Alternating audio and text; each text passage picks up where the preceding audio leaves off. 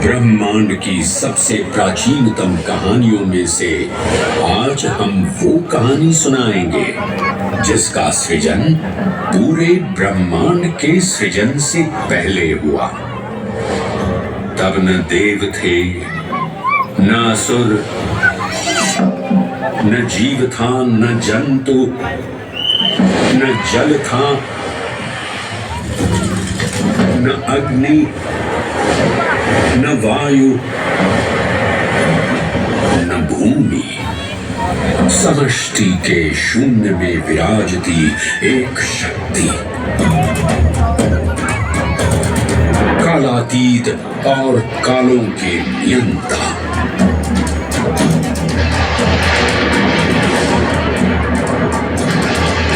विधाता भी और विध्वंसक भी, अखंड, अचल, अविनाशी। ये कथा है उस महादेव के महाकाल स्वरूप की, जो सृष्टि के आरंभ भी हैं और काल के आगमन भी हैं। वे ही काल के सृजन करता और नियंत्रण करता भी हैं।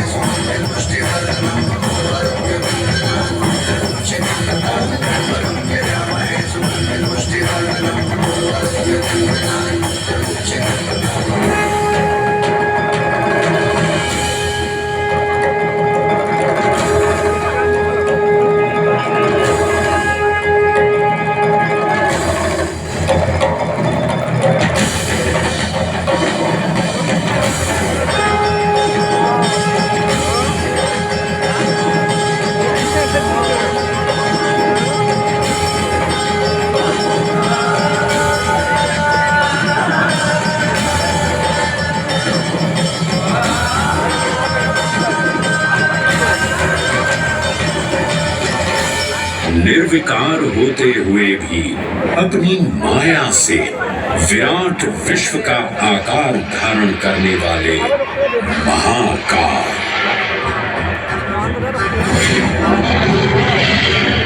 मेरुगिरी को धनुष और भगवान विष्णु को बाण बना दैत्यों के 3 पुरों का नाश करने वाले महाकाल।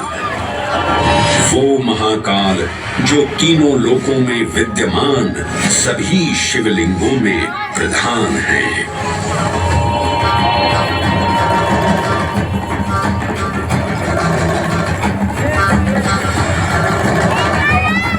वो महाकाल जिनके त्रिशूल की तीनों लोकों से काम, क्रोध और लोभ पर नियंत्रण होता है, जिनके मस्तिष्क पर चंद्र शीतलता का प्रतीक है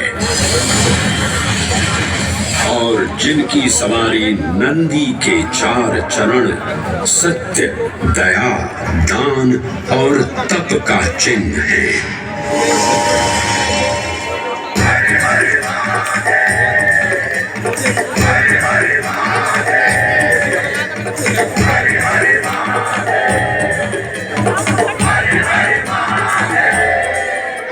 न पुण्यं न पापं न सौख्यं न दुःखं न मन्त्रो न तीर्थं न वेदा न यज्ञः अहं भोजनं नैव भोज्यं न भोक्ता चिदानन्दरूपः शिवोऽहं शिवोऽहम्।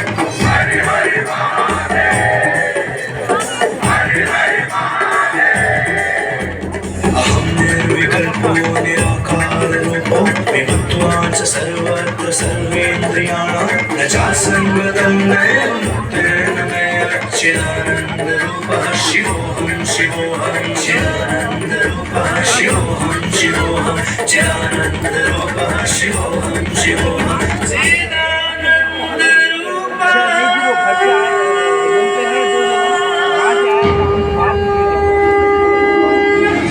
वराह पुराण में कहा गया है, नाभिदेशे महाकालस्तन्नाम्ना तत्र वै हरः, अर्थात नाभिदेश उज्जैन में स्थित भगवान महाकालेश्वर तीनों लोकों में पूजनीय है। आकाशे तारकां लिंगम पाताले हाटकेश्वरम मृत्युलोके महाकालम सर्वलिंगम नमोस्तुते। आकाश में तारक लिंग के रूप में, पाताल में हाटकेश्वर के रूप में और मृत्युलोक में महाकाल के रूप में स्थित भगवान शिव को प्रणाम। समस्त लिंग स्वरूपों में विद्यमान भगवान शिव को सादर नमस्कार। नाभिदेश उज्जैन का अटूट बंधन है महाकाल के साथ, जो महाकाल स्तोत्र में उल्लिखित है। उज्जयिन्यां महाकालम महाकालेश्वरम हरम महाकालम महायोगिनम नमामि पार्वती पतिम। तो चलिए मैं आपको कथा सुनाता हूँ इसी महान उज्जैन नगर की। उज्जैन, जिसे संस्कृत साहित्य में अवंतिका, विशाला, कुशस्थली, पद्मावती, कनकशृंगा, स्वर्णशृंगा, प्रतिकल्पा, कुमुदवती और अमरावती के नाम से पुकारा गया। उज्जैन, जो मनुष्य को मोक्ष प्रदान करने वाली 7 नगरियों में से एक है। उज्जैन, जहां 84 महादेव का आशीर्वाद प्राप्त है। उज्जैन, जिस पर सदा ही कृपा रहती है महाकाल की। यहाँ सतत क्षिप्रा नदी की निर्मल धारा बहती है। डमरू के नाद से जीवन को ऊर्जा मिलती है। घंटियों की झंकार मन को आनंदित करती है। और यहाँ का आकाश शिव आशीष स्वरूप है। श्मशान ऊषर क्षेत्र पीठम तु मनमेव च पंचकत्र न लभ्यते महाकाल पुरद्दते। अर्थात यहाँ पर श्मशान, ऊषर यानी अनुपजाऊ भूमि, क्षेत्र अर्थात पवित्र भूमि, पीठ यानी शक्ति स्थान और मन अर्थात आध्यात्मिक शांति का स्थल, पांचों एक ही स्थान पर उपलब्ध है। ये संयोग महाकाल की नगरी उज्जैन की महिमा को और गरिमामय बना देता है। उज्जैन के इस अलौकिक स्वरूप से प्रभावित हो महाकवि कालिदास अपने काव्य मेघदूत में लिखते हैं, हे जलधर, यदि महाकाल के मंदिर में समय से पहले तुम पहुंच जाओ तो तब तक वहां ठहर जाना जब तक सूर्य आंख से ओझल न हो जाए। शिव की संध्याकालीन आरती के समय नगाड़े जैसी मधुर ध्वनि करते हुए तुम्हें अपने धीर गंभीर गर्जनों का पूरा फल प्राप्त होगा। ये संध्या आरती, जिसे कालिदास ने सराहा है, अत्यंत महत्वपूर्ण है, क्योंकि ये वो प्रहर है जब सभी देवी देवता गंधर्व यहाँ उपस्थित होते हैं।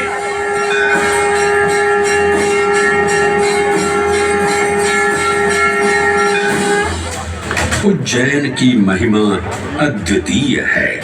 सतयुग, त्रेता युग, द्वापर युग और कलयुग, हर युग में इसका अप्रतिम महत्व रहा है।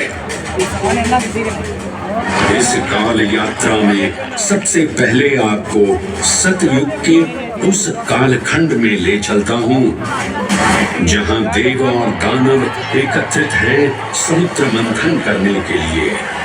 मन की आंखों से कल्पना कीजिए, भगवान विष्णु ने कुर्म का रूप ले मंदरांचल पर्वत को अपनी पीठ पर उठा रखा है। सागर से विकराल लहरें उठ रही हैं, मेघ भयानक गर्जना कर रहे हैं। देव और दानव वासुकी सर्प को नेति बना और मंदार पर्वत को मथनी बना सागर को मथ रहे हैं कि तभी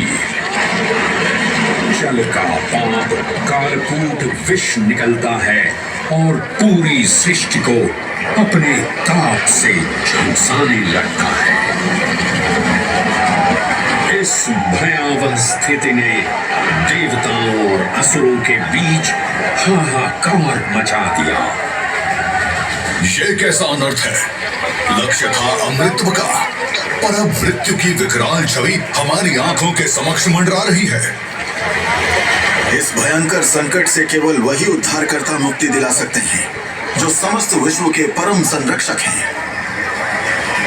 तभी सब महादेव की शरण में जाते हैं और पुकार लगाते हैं, ओम नमो भगवते रुद्राय। और फिर दुष्टा महादेव भक्तों की गुहार सुनते हैं, कैलाश से उतरते हैं, विष को अपनी अंजुलि में भर अपने कंठ में धारण करते हैं।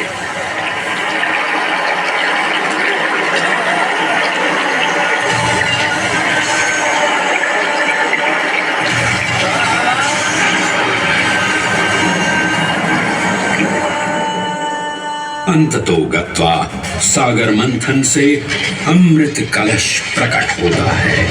जैसे ही अमृत प्रकट हुआ, दानवों ने इसे केवल अपने आधिपत्य में लेने की आकांक्षा प्रकट की और संघर्ष छिड़ गया।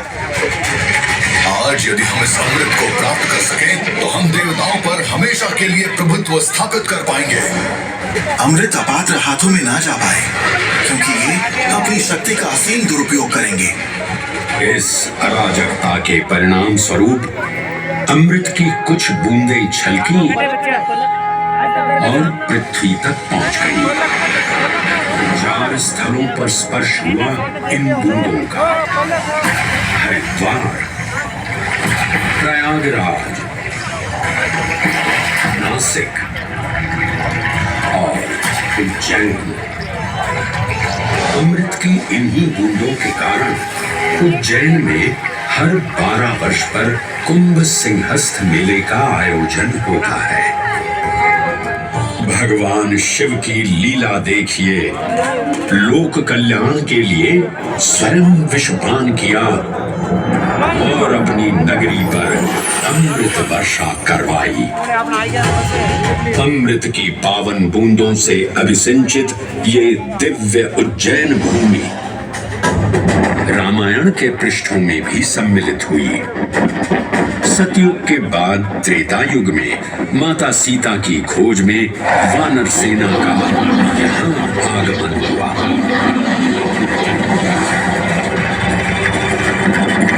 समय की इस यात्रा के माध्यम से अब प्रवेश करते हैं वाल्मीकि रामायण के किष्किंधा कांड में। जब वानर राजा सुग्रीव अपने यूथपतियों से सभी प्रमुख स्थानों पर जाने के लिए कहते हैं और उन्हें अवंती नगर यानी उज्जैन जाने का आदेश भी देते हैं। मेखला उत्कल के क्षेत्र, दशर्न के नगर, आभ्रवंती, अवंती और विदर्भ के राज्य, साथ ही माहिष्का के आकर्षक राज्य में भी पूरी तरह से खोजना होगा। एक युग भगवान विष्णु के राम अवतार से संपृक्त और अगला युग उन्हीं के एक और दिव्य अवतार से समरस होना, ये अद्वितीय संगम केवल उज्जैन में ही संभव था। परंतु एक क्षण ठहरिए और ध्यान से सुनिए। ये हैं महाकाल के 1008 दिव्य नाम। हाँ, मैंने काल चक्र को परिवर्तित कर दिया है और अब द्वापर युग का शुभारंभ हो चुका है। विस्मय पूर्ण हो जाएंगे ये जानकर कि महाकाल के इन नामों को स्वयं भगवान श्री कृष्ण ने रचकर पिरोया था। महाकाल सहस्र नामावली की ये अद्भुत रचना उस समय की है जब योगेश्वर कृष्ण, उनके मित्र सुदामा और शेषावतार बलराम ने अवंती नगरी में स्थित सांदीपनी ऋषि के आश्रम में वेदांत दर्शन और शस्त्र विद्या की शिक्षा ग्रहण की थी। कहते हैं कि भगवान श्री कृष्ण को अवंती ने ऐसा मंत्रमुग्ध कर दिया कि यहाँ 64 दिनों तक रुककर उन्होंने 64 विद्याएं और 14 कलाओं का ज्ञान लिया। उज्जैन का संबंध महाभारत से भी जुड़ा हुआ है। इस महान महाकाव्य के वन पर्व में उल्लेख किया गया है कि महाकालेश्वर मंदिर में स्थित कोटि तीर्थ जल का स्पर्श मात्र करने से अश्वमेध यज्ञ के समान फल प्राप्त होता था। और फिर परिवर्तन की इस अनवरत धारा ने एक नई कहानी लिखी। उज्जैन में उदय हुआ मौर्य वंश का। सम्राट बिंदुसार ने अपने पुत्र अशोक को उज्जैन का राज्यपाल बनाया और समय के साथ अशोक के शासनकाल में धर्म का विस्तार हुआ। मौर्य वंश के पश्चात विभिन्न राजवंशों, सम्राटों और नरेशों ने उज्जैन की सेवा की। उनमें से प्रमुख मालवागण और फिर गुप्त वंश ने यहाँ राज कर इसके वैभव में वृद्धि की। उज्जैन ने अपने भव्य तेज से जहाँ महात्माओं और शासकों को आकर्षित किया, वहीं इस नगर पर आतताइयों की दृष्टि भी पड़ी।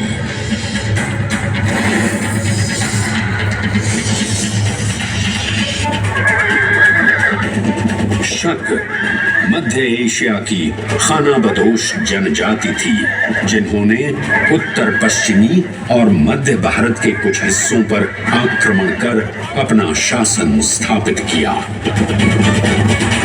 ईसा पूर्व प्रथम शताब्दी में जब भारत शकों के अत्याचार से त्रस्त था, तब उन शकों ने उज्जैन पर भी कब्जा कर लिया और फिर उज्जैन में उदय हुआ एक तेजस्वी योद्धा महाराज विक्रमादित्य का। एक तरफ शकों का बल तो दूसरी तरफ विक्रमादित्य का अद्वितीय पराक्रम। विक्रमादित्य की तलवार महादेव के तीसरे नेत्र सी चमकी। प्रचंड युद्ध हुआ। महाकाल की कृपा से शूरवीरों ने शकों को परास्त किया और उज्जैन में गणतांत्रिक शासन स्थापित किया।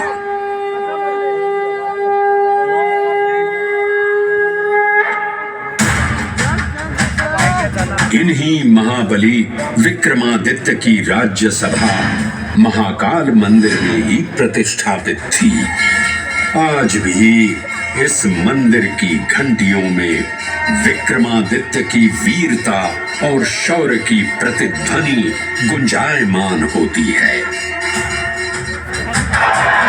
राजा विक्रमादित्य और शकों के मध्य हुए युद्ध ने उज्जैन को कालचक्र से अभिन्न रूप से जोड़ दिया, क्योंकि जिस दिन उनको विजय प्राप्त हुई उस गौरवशाली उपलब्धि के सम्मान में एक नवीन पंचांग का शुभारंभ किया गया, विक्रम संवत पंचांग। आज भी कई हिंदू पर्व और धार्मिक अनुष्ठान विक्रम संवत पर आधारित हैं।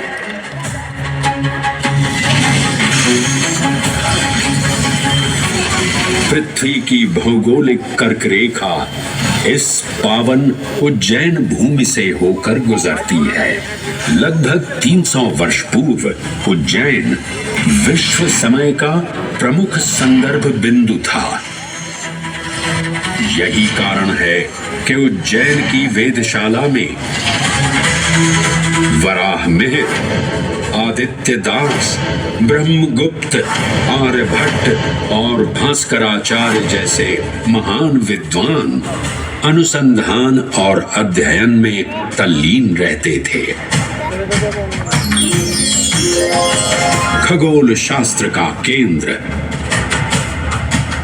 महाकालेश्वर का आवास, जगत गुरु कृष्ण की नगरी, विक्रमादित्य का राज। जयति जय उज्जैनी, वैभवशालिनी नगरी उज्जैन।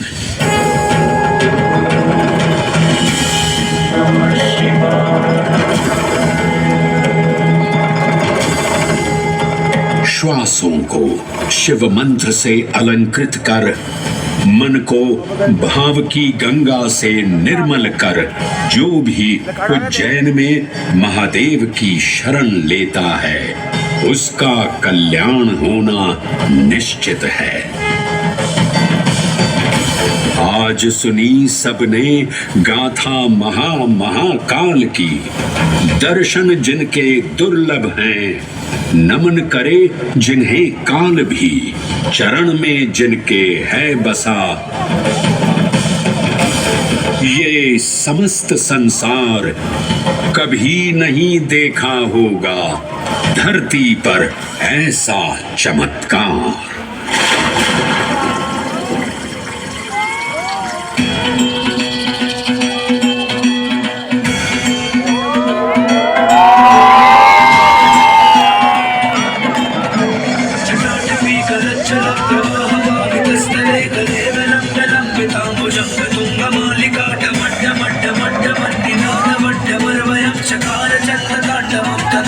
शिवा शिवा शिवा